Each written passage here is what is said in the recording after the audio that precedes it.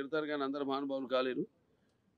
ఒక మనిషి మహోన్నత విద్యాపథంలోకి నడవాలంటే, అత్యున్నత శిఖరాలకు నడవాలంటే సత్సంకల్పం కావాలి. అకుంటి దీక్ష పొనాలి, నీ దారిలో నువ్వు నడవాలి. నేహావిఘ్రణ సూక్తి ప్రత్యభాయత విద్యతే స్వల్పమపస్య ధర్మస్య త్రాయతే మహితో భయాత్ అంటాం. కొందరు పుడతారు ఒక పరమార్థం కోసం, ఏదో సమాజాన్ని ఉద్ధరించడం కోసం. అంటే వాళ్ళకి చావు పుట్టుకలతో సంబంధం ఉండదు. సో ఎన్టీఆర్ అంటే ఒక నటుడికి నిర్వచనం. ఎన్టీఆర్ అంటే నవరసాలకు ఒక అలంకారం. ఎన్టీఆర్ అంటే ఆయన నటన ఒక విశ్వాధ్యాలయం. ఎన్టీఆర్ అంటే ఒక నవ శకానికి ఆరంభ మంత్రం. ఎన్టీఆర్ అంటే నవజాతికి ఆయన మార్గదర్శకం. ఎన్టీఆర్ అంటే నానా జాతులకు దైవ సమానం. అలాగే ఎన్టీఆర్ అంటే నవ యువతకు ఒక మార్గదర్శకం. అలాగే రక్తాన్ని మరిగేలా చేసే ఒక అగ్నికణం. అలాగే ఎన్టీఆర్ అంటే ఆయన నడిచిన మార్గమే భగవద్గీతలా సాగిన ఒక జీవన విధానం. అందుకే ఆయన నిరంతరం ప్రజల గుండెల్లో శాశ్వతంగా సజీవంగా మిగిలిపోయిన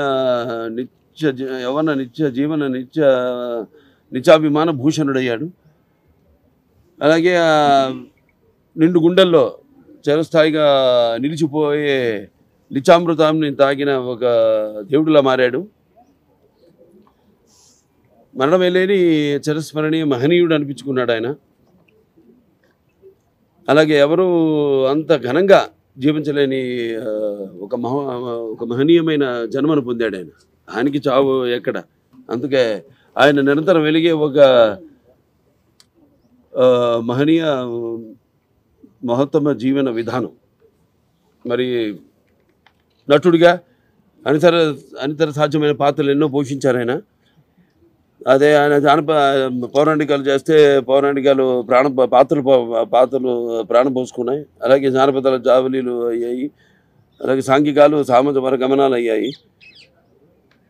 అలాగే ఆయన ప్రపంచంలో మనం ఎక్కడ చూసినా అంటే అటువంటి నటధీరుడు. అలాగే ప్రయోగాలు చేసిన నటనాచార్యుడు. అలాగే పరకాయ ప్రవేశం చేసి ఆ పాత్రలో అనుభవంలో నింపుకుని నటనకు న్యాయం చేసిన అటువంటి నటుడు ఇంకెక్కడ కానరాడు అని నేనే కాదు, ప్రతి ఒక్కరూ ఒప్పుకొని తీరుతారు. అలాగే ఆయన కేవలం సినిమాలే కాదు, ప్రతి తెలుగు బిడ్డ, ప్రతి తెలుగు మట్టి గడ్డ, నేను తెలుగువాణ్ణి అని సగర్భంగా చెప్పుకునే. అందుకే ఆయన పేదవాడి ఆకలి తెచ్చిన నాన్న ఆయనే. అలాగే జనం యొక్క భవిష్యత్తు చూపించిన నాన్న ఆయనే. అలాగే ఆయనకు తోడుగా ఉన్న ఆడపడుచులందరూ కూడా ఆర్థిక స్వాతంత్రాన్ని ఇచ్చిన ఒక అన్న కూడా అయ్యాడు ఆయన. మరి ఆయన ప్రవేశపెట్టిన పథకాలు ఈరోజు మొత్తం భారతదేశంలో అన్ని రాష్ట్రాల్లో కూడా వాటిని అమలు చేశారంటే మరి కిలో బియ్యం 2 రూపాయలకి అయితేనేమి, లేకపోతే మహిళలకు ఆస్తిలో సమాన హక్కు అయితేనేమి,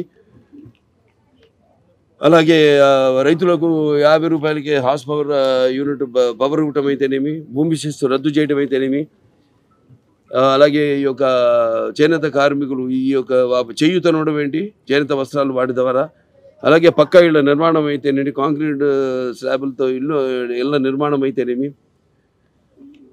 అలాగే విప్లవాత్మక సామాజిక మార్పులు ఎన్నో తీసుకొచ్చారు. దాంట్లో ముఖ్యమైనది తెలంగాణలో పటేల్ పటవారీ వ్యవస్థను రద్దు చేయడం, అలాగే ఈ మాండలిక వ్యవస్థను స్థాపించడం. అప్పటికి 330 తాలూకాలు, అవి 1104 మండలాలుగా చేసి ప్రజల వద్దకు పాలన తీసుకెళ్ళేటట్టు ఆయన మండలాల వ్యవస్థను స్థాపించడం. అలాగే ఈ సహకార వ్యవస్థ ద్వారా సింగిల్ విండో సిస్టమ్, రైతులందరూ కూడా కావాల్సినవన్నీ కూడా ఒకే చోట లభించేటట్టు. అలాగే తెలుగు గ్రామీణ క్రాంతి పథకం కింద ఈ గ్రామాల యొక్క సర్వతోముఖ అభివృద్ధికి అయితేనేమి, అలాగే మొట్టమొదటి మహిళా విశ్వవిద్యాలయం అయితేనేమి, లేకపోతే ఈ ఎన్టీఆర్ ఆరోగ్య వైద్య విశ్వవిద్యాలయం అయితేనేమి, ఇప్పుడు అదే విధి విధానంలో మనతో కూడా నడుచుకుంటూ ఆయన చూపించిన బాటలోనే కొంత కార్యకర్తలు అందరూ కూడా నడుచుకుంటూ ముందు ముందు తెలుగుదేశానికి ఇంకా భవిష్యత్తులో పునర్వైభవం తీసుకురావడానికి అందరం శ్రమిస్తామని ఆయనకు ఘన నివాళి అర్పించుకుంటూ నేను సెలవు తీసుకుంటాను.